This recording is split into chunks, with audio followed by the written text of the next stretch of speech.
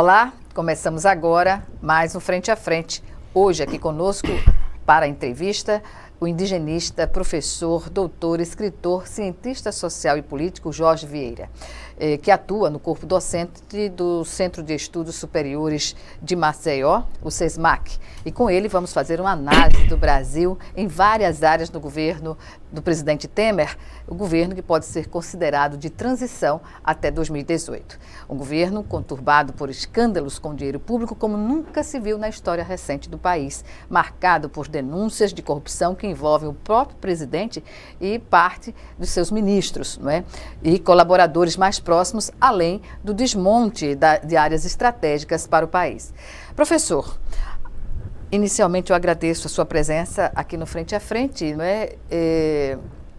A atitude mais recente do governo Temer, que repercutiu internacionalmente, não só aqui no Brasil, foi o decreto assinado pelo presidente, que vai dificultar a fiscalização, que já é débil, do trabalho escravo, ainda existente algumas situações de trabalho escravo no Brasil, ou análogo à escravidão.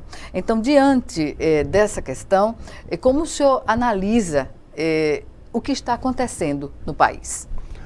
Olha, Goreta, é um prazer mais uma vez estar aqui, mas infelizmente tratar de um assunto, né, que para a sociedade, o que me surpreende, a gente está vendo uma sociedade totalmente omissa, né, atônita, uma situação um pouco anormal, porque a sociedade foi para a rua, né, desde 2013, as grandes mobilizações. Por questões menores isso, até. Né, a questão do passe de estudante, enfim. Depois veio a pauta da corrupção, né, e veiculado, inclusive motivado e mobilizado também pelos meios de comunicação.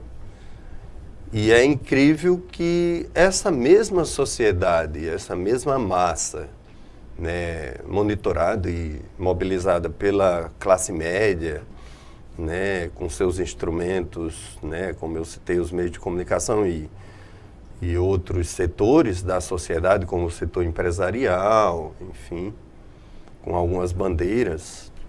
Essa sociedade que tinha como pauta, né, o combate à corrupção, instala-se no país, exatamente, né, isso é explícito, né, está aí, descaradamente, um governo que tem 3% de aprovação e você não vê nenhuma panela batendo mais. É impressionante. Impressionante, né? Você vê, como é o caso do senador Aécio Neves, né, escondido, né,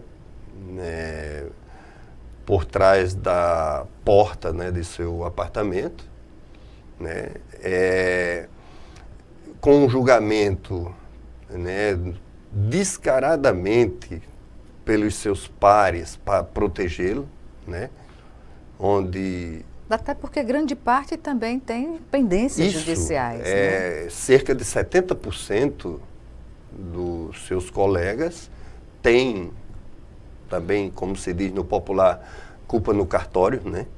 Estão também sendo acusados, investigados, etc, etc. Um resultado corporativista do Senado, o corporativismo, né, que está ali. Mas isso isso já se sabe. Mas minha preocupação, enquanto analista da sociedade, o meu olhar se direciona agora para a sociedade. Ou seja, aquela sociedade que dizia-se que era tão crítica, que estava construindo um novo Brasil, etc, etc. Buscando alternativas, inclusive, né? Uma sociedade totalmente apática diante do quadro que está, do ponto de vista do poder executivo, do ponto de vista do legislativo, e isso nos amedronta porque, e eu já disse, inclusive, escrevi, inclusive, tem artigos publicados que quando o governo Temer assumiu diante do impeachment da presidente Dilma, né, que foi, inclusive agora com as delações, estão sendo cada vez mais explicitadas, que foi a compra de votos dos próprios deputados que foram lá no dia dizer que era para minha mãe, pelo meu avô, pela minha tia, pela moral, pelo Brasil, etc. Na verdade, foi o dinheiro de propina, né, que ele estava ali, era movido por outros interesses. Eu fico imaginando que essa sociedade que foi para a rua, aqueles que vestiram verde e amarelo, que se mobilizaram, aqueles que estavam mobilizados, eu acho que estão envergonhados, porque foram massa de manobra desses interesses. É a única justificativa que você tem, ou seja, foram. Agora, provocaram uma situação tão profunda, e aí onde está a minha preocupação, e aí onde é a questão que você coloca, e eu identifiquei particularmente e escrevi, então eu particularmente tenho autoridade, porque eu escrevi quando o Temer colocou como seu slogan do governo, ordem e progresso, que é, né, onde as medidas que o Temer tem tomado, que é dito como governo de transição, mas se adequaria muito mais como governo da transação, né? Da cooptação e da transação. Porque é um negócio impressionante. Você discute hoje, nós somos do ponto de vista CNBB, OAB, né, tem toda uma mobilização, o próprio TSE em relação contra a compra de voto, e é isso que a sociedade tem, né, de R$50 no dia da eleição, mas a compra de voto está no Congresso Nacional, muito claro. E é colocado abertamente pela imprensa, noticiando o que está acontecendo, as reuniões, os encontros. Né, para estabelecer. A imprensa diz, hoje o presidente Temer recebeu 40 deputados para negociar o seu mandato, tal, a manutenção do mandato. Porque a compra não se dá explicitamente só pelo dinheiro também, é por cargos no governo, né? Sim, pelo cargo, mas as emendas que libera tanto, e a gente sabe como se dá, né, que libera tantos milhões, e naqueles milhões tem 10%, 15%, 20%, enfim, porque os processos ocorre, mas o que impressiona é isso, porque nada acontece. O judiciário não se posiciona, não toma nenhuma. O Ministério Público, os instrumentos da sociedade que temos, a sociedade não se mobiliza, os instrumentos do Estado Democrático de Direito não funcionam, e parece que é a coisa assim, você assiste, né, o que está sendo noticiado nos meios de comunicação e parece que nada está acontecendo. Pode-se dizer que o governo Temer é um governo que não está preocupado com os interesses da opinião pública, porque a própria opinião pública não se manifesta, né? Não se manifesta, claro. Então, o que eu estava dizendo, desculpa, Gorete, que eu estava dizendo que eu escrevi nessa questão do governo Temer, porque o governo Temer, e é muito importante que a sociedade tome consciência disso, nós estamos voltando ao século XIX. O que foi que aconteceu no século XIX? Né? Nessa questão da ordem e o progresso. Aquela concepção do liberalismo econômico. O que foi o liberalismo econômico do século XVIII, século XIX? Era uma sociedade do laissez-faire. Ou seja, era o mercado que determinava as relações. Então, você não tinha garantia no emprego, você não tinha garantia de férias, não tinha garantia de 13º, você não tinha absolutamente nenhuma garantia no que diz respeito dos direitos humanos, no que diz respeito às garantias sociais, garantia à saúde, à educação. É o que nós estamos assistindo hoje. E para fechar, pegando exatamente o que você colocou do ponto de vista da última portaria, em relação à questão da fiscalização do trabalho, é um absurdo. Felizmente, a procuradora, a doutora Raquel, né, a procuradora-geral da República, agora deu 10 dias para que essa portaria seja revogada. Porque mas foi preciso que a OIT, a Organização Internacional do Trabalho, né, questionasse. Então, uma repercussão internacional fortíssima. É preciso que tenha uma repercussão internacional, uma intervenção internacional, para que o Brasil, né, do ponto de vista institucional, veja que em nível nacional nós não temos. Cadê os sindicatos brasileiros? Cadê as organizações sociais do Brasil? Cadê as instituições? Cadê a massa brasileira?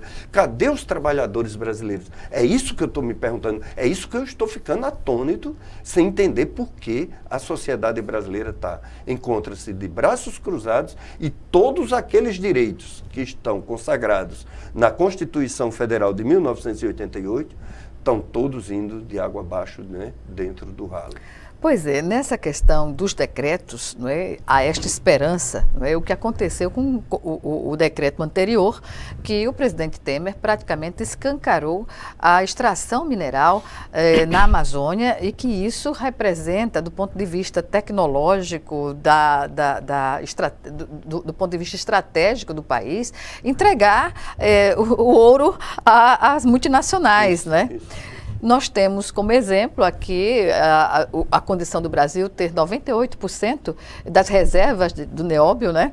E o Canadá, 2%, e ainda assim o que o Canadá faz de trazer infraestrutura, investimentos na saúde, na educação, que todo mundo conhece, a referência que tem o país, não se vê no Brasil. Além de não estabelecer normas, não é, para essa extração, ainda o faz de uma maneira, digamos, até sorrateira, pegando todo mundo de surpresa, não é? Foi interessante, eu vou pegar para você ver como é a consciência. Esse fato que você citou agora do decreto em relação às riquezas minerais. Né? Como, para você ver que quando o presidente da República toma uma posição dessa, é porque, na verdade, ele sabe que o brasileiro não tem uma consciência do que significa ter um patrimônio brasileiro, né? Veja, eu estava dando aula e aí eu tratei dessa questão, né, do patrimônio brasileiro e eu tratando dos direitos indígenas. Aí uma certa aluna disse o seguinte: mas professor, discutir direito indígena, mas só são 2% da população que são donos de 12% do território brasileiro. Aí eu disse: minha querida, vamos aqui, vou pegar teu argumento. Olha, esses 2% são cerca de o quê? 800 mil pessoas, não é? Tá. Agora você tem determinadas empresas internacionais aqui no Brasil que têm territórios aqui dentro do Brasil que correspondem a países da Europa. Ah, professor, mas eles compraram esse território. Então, quer dizer, é a consciência que o brasileiro não tem do seu próprio território, do pertencimento. Das suas riquezas. Das suas riquezas. Do ponto de vista internacional, do que isso representa. Isso, exatamente. Não é? Então, está faltando aqui o brasileiro comece a amar o Brasil. Amar, e para que isso seja revertido. Com o caso, para a gente fechar esse assunto, nesse momento, o que aconteceu na Bolívia com o Evo Morales. O que foi que o Evo Morales fez? O gás natural, que 17% antes do governo Morales era o que ficava na Bolívia. Quando ele assumiu o governo, ele inverteu. A riqueza ficou, a maior parte da riqueza do gás natural foi investido na educação, na saúde, na Bolívia, erradicou o analfabetismo na Bolívia, né? E o restante foi que saiu da Bolívia para exportação. O excedente, não é? O excedente. Então, quer dizer, é isso que falta no Brasil, mas essa consciência, o brasileiro, falta ao brasileiro. Por quê? Porque nossa consciência sempre, infelizmente, é uma consciência do estrangeiro, uma consciência exógena e não endógena. Pois bem, vamos chamar agora, professor, o nosso primeiro intervalo e o Frente a Frente volta já já.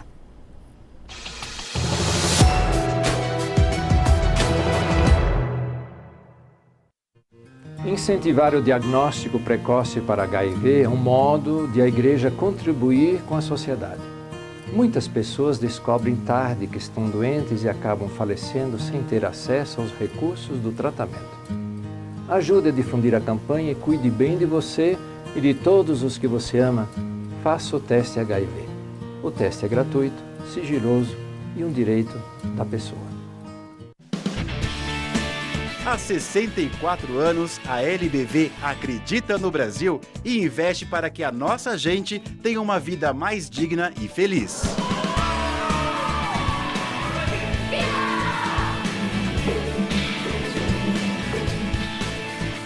Seja um elo nessa corrente de amor, ajudando a transformar o nosso futuro. Ajude a mudar.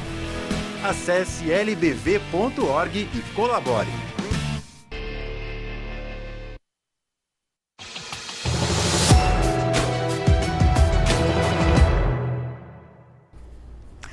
Estamos de volta com Frente a Frente, que hoje recebe o cientista político Jorge Vieira, ele que é professor, doutor e atua no corpo docente do SESMAC, o Centro de Estudos Superiores de Maceió. E nos fala sobre a situação nacional, política, econômica e de pertencimento, digamos assim, do que somos e do que podemos ser, caso esse projeto de desmonte do que é já nacionalista caia por terra. Como dizer hoje sobre as reformas que estão sendo encaminhadas, a reforma trabalhista passou no Congresso. Isso significa que as relações dos trabalhadores fica bem mais difícil em relação às conquistas que já foram obtidas pelos trabalhadores. E hoje, como observar o governo fazendo novas investidas, colocando na sua estrutura de poder, como, por exemplo, consultores do sistema privado em empresas públicas, como o consultor sênior da Petrobras, o Nelson Silva, que é um homem da Shell, o Ilan Goldfarb, que é presidente do Banco Central. Quer dizer, a gente vê no setor público a representação do sistema financeiro também, particular, o privado. Isso não é uma dicotomia, professor? Exatamente. Eu acho que aí, agora você me fez, agora eu vou teoricamente lembrar o que Marx dizia, Karl Marx, né? Que foi a apropriação da burguesia dos instrumentos do Estado. É isso que está acontecendo, né? Ou seja, o Estado efetivamente agora de forma explícita, não é mais de forma subliminar, está sendo apropriado pelo capital de forma descarada. Então, veja, é o que aconteceu no México. Não é mais aquela concepção de que o país quanto nação, que tem um presidente que vai... É por isso que ele tem 3%, o Michel Temer, e continua no poder. Porque quem sustenta o Temer não é o poder político propriamente dito. Quem sustenta o Temer é o poder econômico do capital internacional. É isso. Então, quer dizer, poderia estar qualquer um fantoche ali. Independe. É alguém que cumpra o papel dos interesses do capital internacional. Então, o que está acontecendo agora? Veja, a questão das reformas. Vamos pegar. Tem a reforma do ensino médio. Né? Veja, quando a gente pensava que o ensino médio, e sempre foi discutido e aqui falado, uma pátria educativa, né? Que aí iríamos avançar, a educação como elemento fundamental, até porque um país que não investe na educação, efetivamente, isso é claro, não tem profissionais, não tem um povo educado, efetivamente não vai ter uma nação preparada para enfrentar os desafios do século XXI, etc. Por exemplo, quando eu estudei na Europa, na França, era um negócio impressionante. Eu morava numa casa de estudante de 300 a 350 pessoas. Eu tinha lá uma faixa de 40, 50 chineses morando no mesmo local. A gente está vendo agora o avanço da China. Isso! O presidente chinês, o primeiro-ministro, agora falou 4 a 5 horas, né? Ele aparece de vez em quando para fazer a fala. Então, eles mandam os seus jovens para o mundo todo, onde tem excelência na formação, para aprender. Depois eles voltam com o conhecimento ocidental para potencializar o conhecimento que adquiriram Entende? E hoje a gente vê o Brasil numa situação É o contrária, contrário. não é? É o contrário. Fazendo um entreguismo da sua política externa, Isso. falando grosso com os países da América Latina e fininho com os Estados Unidos. Com os Estados né? Unidos. Que a situação dos Estados Unidos eu achei ridículo, aquele jantar que o Trump fez lá na Casa Branca para discutir. Olha que mediocridade também chegou aos Estados Unidos, aqui para nós. Como é que um presidente dos Estados Unidos faz um jantar para discutir sobre a Venezuela? Também é o fim, né? Porque, imagine, que não deu em nada. E para piorar, Gorete, o Irã tinha a missão do Irã tinha uma reunião marcada com o presidente Michel Temer e desmarcou a reunião. Exatamente. Olha a que ponto nós chegamos, o valor que nós temos no cenário internacional. Então, olha que ponto. Então, é isso que eu estou dizendo. O Temer hoje, o presidente Temer, não representa nada, é um fantoche dentro disso aí. Então, mas ele se sustenta, repito, porque ele está cumprindo muito bem o papel os interesses do capital internacional. Não é o interesse do capital nacional, é o interesse do capital internacional. É por isso que ele está. Enquanto ele cumprir esse papel, e é bom que ele, na lógica do capital internacional, que ele tenha 3%, porque ele não tem satisfação a dar à população. Está nem aí. Porque amanhã ele termina esse mandato de qualquer forma, ele vai morar na França, ele vai morar nos Estados Unidos. Tem a ver também com o fim da carreira política do presidente Michel Temer, porque saindo da presidência ele se aposenta. Se aposenta, né? A não ser que ele precise. Ele vai estar numa situação também. Difícil. Se de fato a justiça pelas acusações brasileira, que pesam contra ele, não é? Exatamente, ele tem um monte de coisa muito explícita, né? Só se caso ele faça um acordo muito bem feito aí, esse acordão nacional, que a gente sabe que está aí, mas pode ser que é aquela coisa que tem no futebol, que dizem, não sei se é realidade ou se é mito, que dizia que Garrincha, o técnico chegou para Garrincha e disse, olha Garrincha, ele montou todo um esquema para Garrincha dentro de um jogo de futebol para Garrincha fazer o gol, né?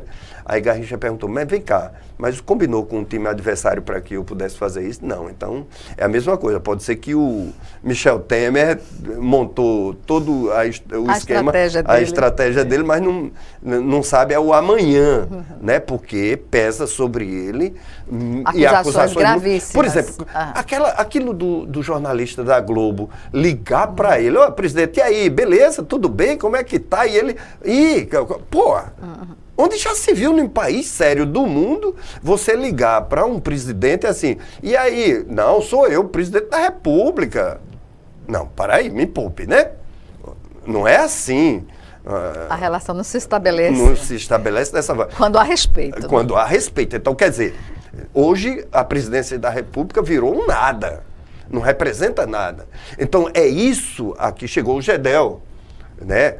Quem não sabe que no dia da votação do impeachment, o Gedel, que está preso, o homem dos 51 milhões do apartamento, estava lá ao lado, de braço dado, né, com o Michel Temer. Todo mundo sabe disso. Ora, então isso né? Michel Temer comandou o PMDB durante longos e longos, toda essa história, desde o processo aí de redemocratização praticamente, que Michel Temer é presidente do PMDB. E é réu pela prerrogativa constitucional, né? Exato. Então, quer dizer, caso, quando ele sair da presidência da República e aí ele perde o foro privilegiado, né?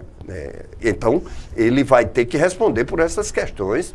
Espera-se que efetivamente a justiça brasileira efetivamente possa, né, investigar e que de fato tenha elementos em contra que a mídia tem explicitado isso efetivamente. Agora, esse processo de desmonte do Estado brasileiro, nessas reformas, como eu citei, comecei a falar, do ensino fundamental, ensino médio, que a gente esperava que fosse avançar do ponto de vista da formação, na questão da reforma da Previdência que está aí, né? Veja, a Previdência... Mas há muita discordância também na base aliada do governo sobre o pacote que está preparado para a reforma. Né? Mas aí tem um problema, porque é o seguinte, do meu ponto de vista, a discordância, essa reforma da Previdência já só não foi aprovada porque tem 2018, viu, Gorete? Porque se não fosse 2018, que está aí batendo a porta, próximo ano, esses deputados já tinham aprovado, viu? Porque tiveram esses escândalos. Mas senão já tinha passado. Como a reforma do trabalho, a trabalhista. Passou, entendeu? Por obra e graça do Espírito Santo, aconteceram esses fatos. Pois é. Voltemos a uma questão que eu tratei no início da entrevista em relação à política com os povos indígenas. A defesa dos povos indígenas nunca foi um ponto forte nos governos Lula e Dilma. E com Temer, essa política está beirando ao absurdo. Né? A gente observa que a FUNAI foi praticamente destroçada. Infelizmente, essa é a realidade. Essa é a realidade, a partir de comandos que não estavam comprometidos com a causa indigenista. E hoje, o que é que se espera nesse momento? Na verdade... A FUNAI, por exemplo, não tem função. Na verdade, eu quero balizar aqui bem concretamente essa questão, para que a população possa... Um marco do antes e o depois dessa discussão, né, é a Constituição de 88.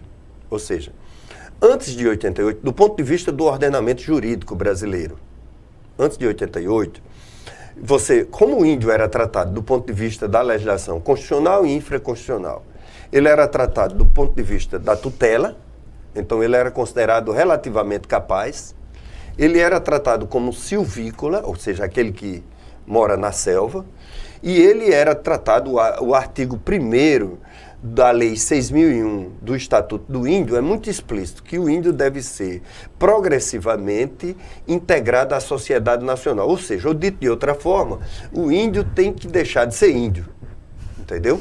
Olha que absurdo. Tem que se aculturar. Isso. Então, quer dizer, você tem uma baliza aí da política do Estado brasileiro para com as populações indígenas. A Constituição de 88 recepciona o que os antropólogos, as ONGs, as populações indígenas reivindicavam historicamente, ou seja, o protagonismo dessas populações indígenas. E qual é o protagonismo? O reconhecimento dos direitos originários, que isso a OIT reconhece na Convenção 69, muito explícito, né? O Congresso Interamericano dos Antropólogos, ao longo de sua história, tem também já um conhecimento. Por exemplo, o Equador, Colômbia, já tem... E o Brasil está regredindo, tanto que em meados deste ano, imagina, a base do governo aprovou uma CPI no Congresso que levou, contrária exatamente, que indiciou 35 indígenas, exato, 15 antropólogos e 16 procuradores da República que lutam em defesa dos povos então, indígenas. Você imagine, olha, nós nos achamos os bambambãs das Américas, né? O Brasil. O Equador está à frente, a Colômbia, do ponto de vista do ordenamento jurídico. Do ponto de vista teórico, nós estamos estudando. Eu quero fazer pós-doutorado no Equador. Eu tô buscando, eu quero. Por quê? Porque as universidades do Equador e da Colômbia, depois tem o Canadá também, que tem produzido uma literatura muito avançada nesse campo, né? Em comparação ao Brasil, eles estão muito além, nós estamos aquém. Então, quer dizer, o Brasil está a reboque do processo acadêmico e do processo legal. Então, quer dizer, em nível do Brasil, essa discussão da questão indígena, do ponto de vista das garantias legais, nós temos a garantia constitucional e infraconstitucional. Nós temos um ordenamento jurídico avançado. O problema é que aí os sucessivos governos prezaram para não aplicar esses direitos. Esse é o grande problema. Aí entra Lula, Dilma, e aí piorou. Com Fernando Henrique foi uma desgraça, Lula e Dilma deram uma sustentada, porque o agronegócio veio para cima. Pelo menos isso Lula e Dilma seguraram, não deixaram que eles tirassem... eles fizeram a proposta.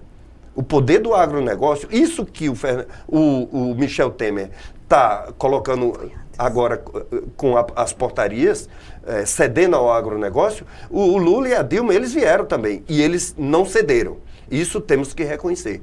Lula e Dilma não cederam. Mas agora o Michel Temer escancarou mesmo para, inclusive, arrendar os territórios indígenas.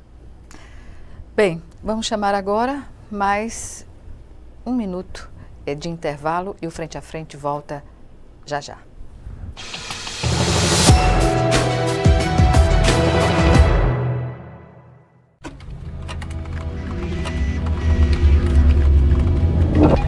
Todo cuidado é pouco na hora de enviar fotos, vídeos ou bater papo pela internet.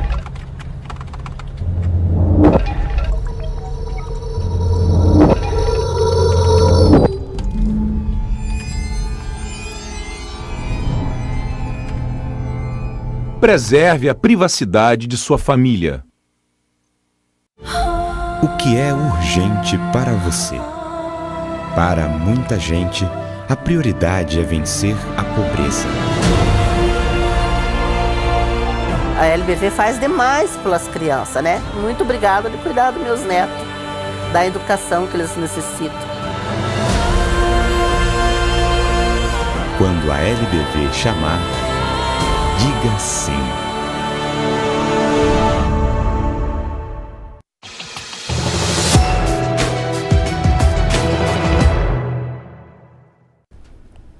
Estamos de volta com Frente a Frente, que hoje traz para a entrevista o indigenista, professor, doutor, escritor, cientista social e político Jorge Vieira, que atua no corpo docente do Centro de Estudos Superiores de Maceió, o CESMAC.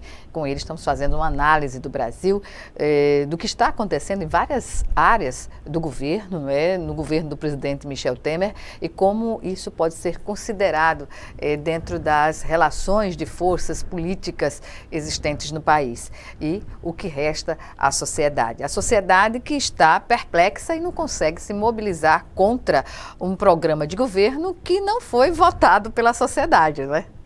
É por aí? Exatamente. Veja, o que é que acontece? Aí vem aquela desculpa de que ele era o vice da Dilma, mas esse programa do Temer não foi o programa que foi discutido com a sociedade, que foi ao ar. Em nenhum momento a sociedade discutiu, né? E aí, infelizmente, a sociedade foi enganada, tá entendendo? Eu só lembro do que aconteceu com a Revolução Francesa. Ou seja, é exatamente isso. Porque na Revolução Francesa, o que aconteceu? Os iluministas queriam uma sociedade igualitária, fraterna, né? A igualdade e tal. E a burguesia, olha que interessante, como a história, né, se repete. A burguesia conduziu o processo revolucionário. Quando a burguesia chegou ao poder, toda aquela ânsia de mudança e aprofundamento da sociedade, né, do século XIX, né, foi colocada, século XVIII, século XIX, foi colocada como ideário os interesses da burguesia. O que aconteceu agora, ou seja, a sociedade estava em um curso, querendo um aprofundamento. Quem é que é contra o combate à corrupção? Eu garanto a você que toda a sociedade, claro que a ética é fundamental em qualquer sociedade. E nós, né, brasileiros, nós precisamos. E precisamos ter essa consciência. Temos que construir isso desde a formação, na comunidade, na família, nas relações sociais, etc. Tal. Todo mundo é a favor. Veja, então quer dizer, a classe política se aproveitou desse ambiente do combate à corrupção. Os próprios foram para a mídia, para a sociedade e tal, no Congresso Nacional, se apropriou, se encastelou, deu o golpe na sociedade e se instalou no poder e aplicou o plano de governo que eles estavam querendo, esse plano de governo estava engavetado. Há anos. Né? Há anos. Entende? Então, veja, aí eles agora vêm para a sociedade e empurram. Quem é que discutiu a reforma da Previdência? está sendo colocada a toque de caixa. A reforma trabalhista. Idem, né? A mesma coisa. A reforma do ensino médio. Quais foram os setores que foram discutidos na sociedade? Então, todas essas reformas, né? Todas. Que podiam acontecer, claro, mas de forma vamos chamar democrática. Democrática. A sociedade precisa saber o que é. A sociedade precisa vir discutir. Enfim, e os meios, nós temos meios de comunicação, os instrumentos, o próprio Congresso Nacional, em nível de Estado, em nível de município, etc. Absolutamente ninguém discutiu. Então é um governo que efetivamente, deu um golpe na sociedade. Ou seja, a sociedade, é por isso também, porque a sociedade está absolutamente sobressaltada diante do quadro que se encontra. E quando o governo começa a ser denunciado por corrupção, não é? E com os fatos que foram revelados em escutas telefônicas, em imagens também, observa-se o governo colocando até no STF um representante, que é o Alexandre de Moraes, não é? Como observar essas instâncias de poder e como fica a relação, partindo do princípio da Constituinte de 88? Olha, eu tenho um posicionamento, assim, muito claro sobre isso. Perdão, professor, antes que o senhor se manifeste, eu gostaria de colocar mais uma questão que está claramente colocada pelo governo quando criou, não existia, dentro desse princípio dos assessores mais próximos do presidente Temer está sendo acusado também de atos de corrupção, criar um cargo para manter, por exemplo, Moreira Franco como ministro. Eu acho que é isso que eu estava. Ótimo, aí ainda mais um elemento para análise. Veja, e a gente pega o caso do ex-presidente Lula, quando foi colocado que o argumento era que queria criar no caso de Dilma, criar foro privilegiado para Lula. E a sociedade toda, a mídia, a cobertura concreta, contrário, né? É mais grave o que aconteceu agora, né? E agora foi criado e a sociedade não bateu uma panela, que eu estou usando a questão da panela aqui, né? Ninguém apagou televisão, ninguém disse absolutamente nada. E foi gravíssimo, foi aprovado, né, pelo Congresso, oficializado, e ninguém disse absolutamente nada. Entendeu? Então, quer dizer, você cria 2 pesos e 2 medidas. Então, depende de quem está no poder. Se é de direita, ou se é de esquerda, ou se é do meu gosto. Então, nós estamos vivendo uma situação extremamente complicada na sociedade. E aí entra a questão do Supremo, que aí eu quero analisar essa questão. Veja, eu discuto isso, até porque eu sou professor do curso de Direito, e etc. Tal. Porque você pega Gilmar Mendes, o ministro, ele fala sobre tudo, até de culinária, né? Tudo que futebol, se é do Flamengo, Botafogo, do Goiás, que é a terra lá onde ele tem os negócios dele, fala de tudo. Agora, se fala a favor dos interesses de determinado segmento, aí ele tá bom, tranquilo. Agora, se fala contra, não tá bom. Veja, eu acho que o Supremo, os ministros, quando você falava em um ministro do Supremo, era quase que uma coisa sagrada, né? Conhecimento jurídico, questão ética, com balizamento, com fundamento doutrinário, né? Isso que eu aprendi do ponto de vista histórico, né? Que agora não, banalizou completamente. É claro que ali é um cargo, você tem um ambiente político. Por quê? Porque... Mas nunca se colocou de forma tão explícita como agora ficou, né? Escancarado. O problema foi esse. Ficou escancarado por quê? Porque o cara era o Alexandre de Moraes. O cara era um advogado, depois ele era do PSDB, como teve o do PT também, né? Um dos ministros também. Indicados pelo Lula e Dilma. Isso, era advogado do partido, etc. Tal. Então, virou isso. Essa questão. Uma casa de interesses políticos. De interesses também. Políticos. Então, o Supremo. O interesse político muitas vezes fica numa posição mais privilegiada do que a própria lei. Agora, tem questões ainda mais graves. Porque, na verdade, esse membro do Supremo Tribunal Federal, ele passa pelo Senado, né? Pela aprovação. Pelo crivo do Senado. Pelo crivo do Senado, porque é uma casa política. Ele é uma casa política, efetivamente. Passa por esse processo. Porque aí requer um conhecimento jurídico, como eu disse, da doutrina jurídica, do conhecimento da ciência jurídica. Isso que deveria balizar, efetivamente. Mas o que fico ainda mais preocupado é porque o ministro muda de posição de acordo com o sujeito que está sendo julgado. Você está entendendo? 2 pesos, uma medida. Esse que é o problema também, piora mais a situação. Então quando era o problema que era Dilma que estava no caso da situação, naquela questão do TSE, né, que estava em julgamento, então o Gilmar Mendes julgava contra. Aí quando foi o caso, o presidente já era o Michel Temer, que ele era amigo, foram jantar, então aí ele, não, agora não tem mais o problema. Então a lei, ela fica de acordo com os interesses de quem está sendo julgado. Isso eu acho que é grave.